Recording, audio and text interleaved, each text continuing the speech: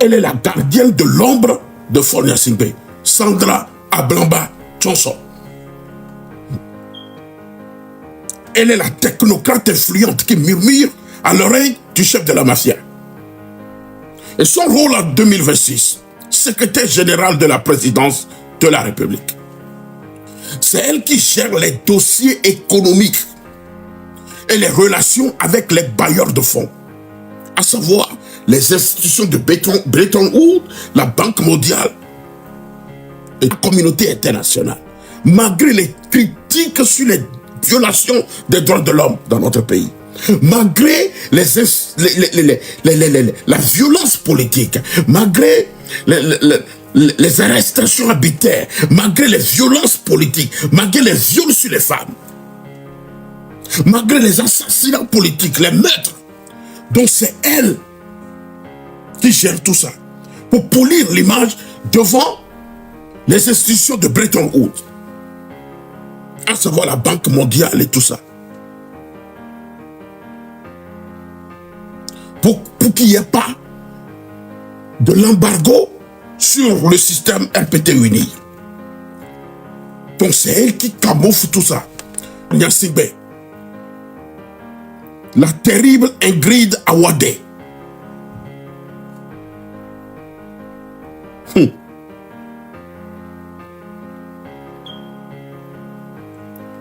Elle est l'architecte de l'opacité financière dans notre pays, le Togo.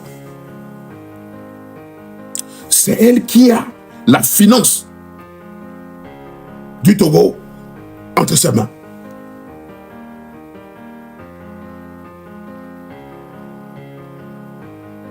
Si Faure Gnassingbé est le visage du pouvoir togolais, Leïla Faure Gnassingbé, pourquoi on l'appelle Leïla? On l'a comparée à la femme de Ben Ali. Parce que la femme de Ben Ali, parce que la femme de Ben Ali, parce que la femme de Ben Ali, parce que la femme de Ben Ali, des détournements de deniers publics un peu partout dans le pays.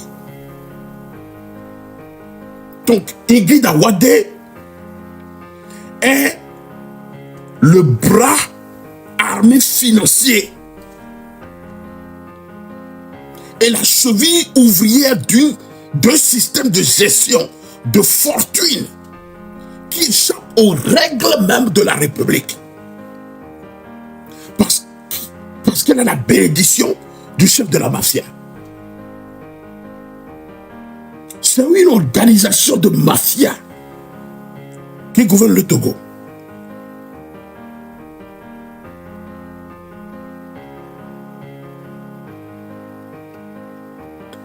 Elle est même considérée comme la vice-présidente de la 5e République.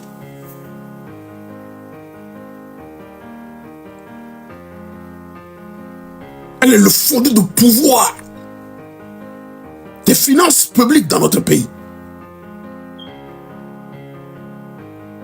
La cheville ouvrière d'un système de gestion de fortune qui échappe aux règles de la République.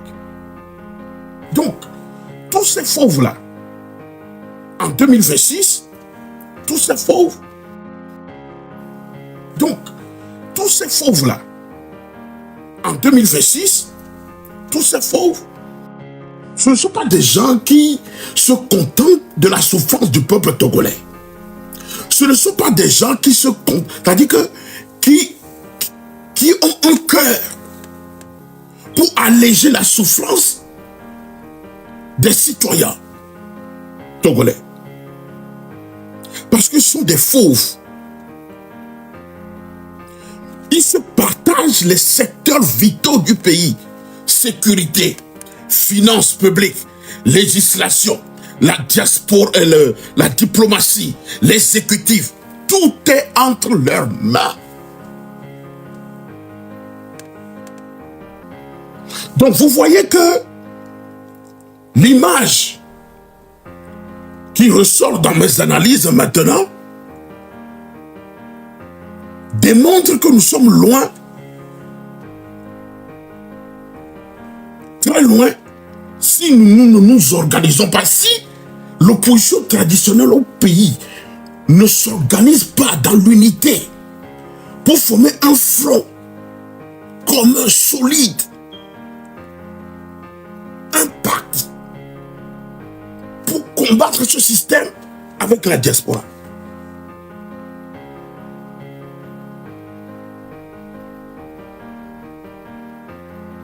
Donc ce pouvoir est loin, il est très loin de s'essouffler.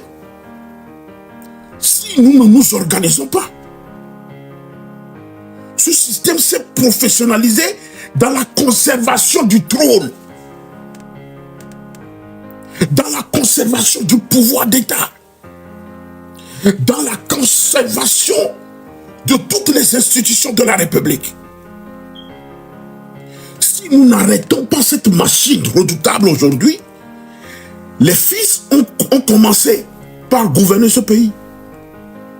Les petits-fils de ces barons, eux aussi vont gouverner ce pays. Parce qu'ils ont professionnalisé la personnalisation et la conservation du trône. Ne laissant que des miettes de pouvoir à une opposition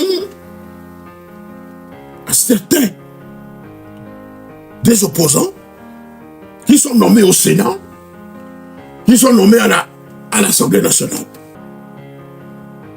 qui sont des maires, qui sont des sénateurs, des députés.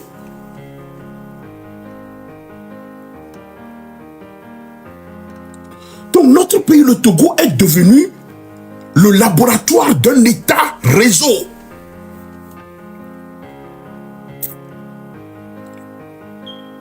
Le Togo est devenu un laboratoire d'un État de réseau, un État réseau, sous la direction du chef de la mafia, Faure Gnassingbé. La gouvernance de Faure Gnassingbé n'est plus une administration de la chose publique, même une gestion de flux financiers opérée par une toile d'araignée d'intérêts privés, militaires et transnationaux.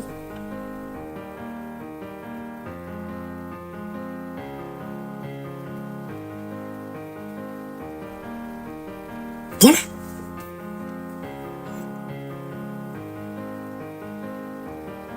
C'est ça.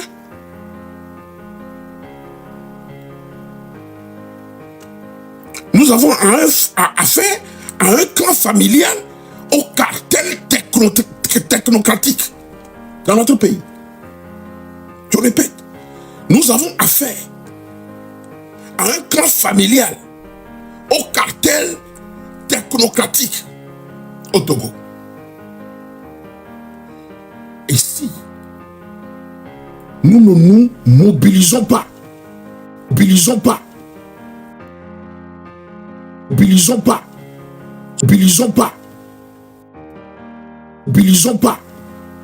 de conscientiser les élèves, les étudiants, nos jeunes frères, à se lever contre ce système.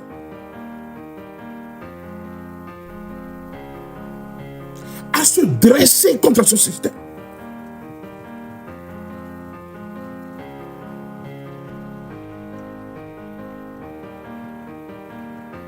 À se dresser contre ce système. Parce que ce système n'a pas de limite. Il utilise tous les moyens. Ils ont même utilisé certains parmi nous pour nous infiltrer. Pour nous infiltrer. Pour nous infiltrer dans la diaspora.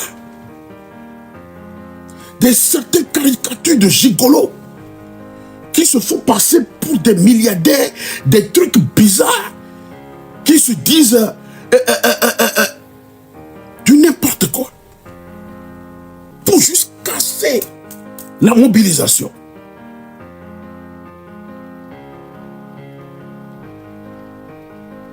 Oui, le Togo est devenu un laboratoire d'un État réseau, du chef mafia comme premier ministre du Conseil des ministres. Ne sont pas des réformes, ce sont pas, c'est-à-dire que Ces réformes ne sont pas des réformes qui sont faites pour que le Togo, un jour, connaisse l'alternance. Ce sont des réformes qui sont faites pour maintenir Faure Gnassingbé à la tête du Togo.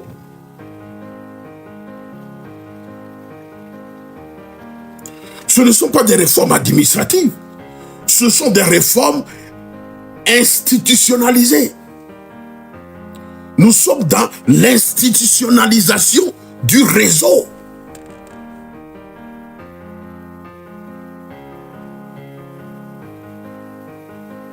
Parce qu'ils nous ont affranchis du suffrage universel direct. Pour le chef de l'exécutif, le peuple togolais n'a plus le droit, on lui a enlevé ce droit de vote. Le peuple togolais n'a plus le droit de choisir quelqu'un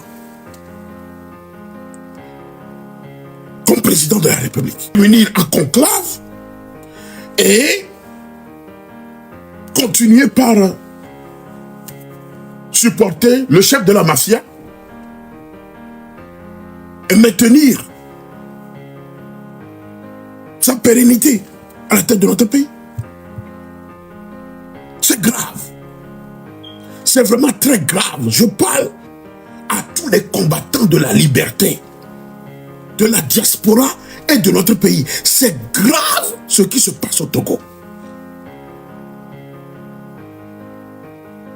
Nous courons droit vers la monarchisation du système RPT UNIR. Je le dis.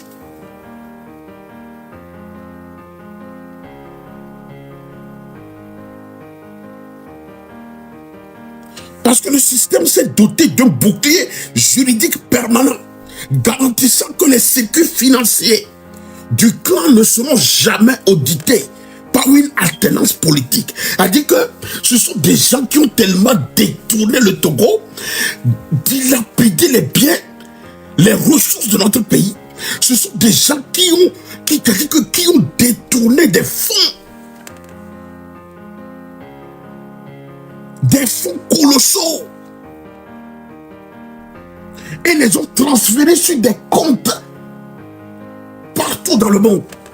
Dubaï, Arabie Saoudite, Émirats, Japon, Chine. Maintenant, ils ont même des appartements luxueux à Dubaï. Maintenant, ils ont des biens à Dubaï. Parce que, bon, aujourd'hui, ces biens, on ne peut pas les saisir. Si un jour ce régime tombe, on ne peut pas les saisir. Donc, ils ont des comptes à Dubaï, des appartements, des maisons luxueuses là-bas.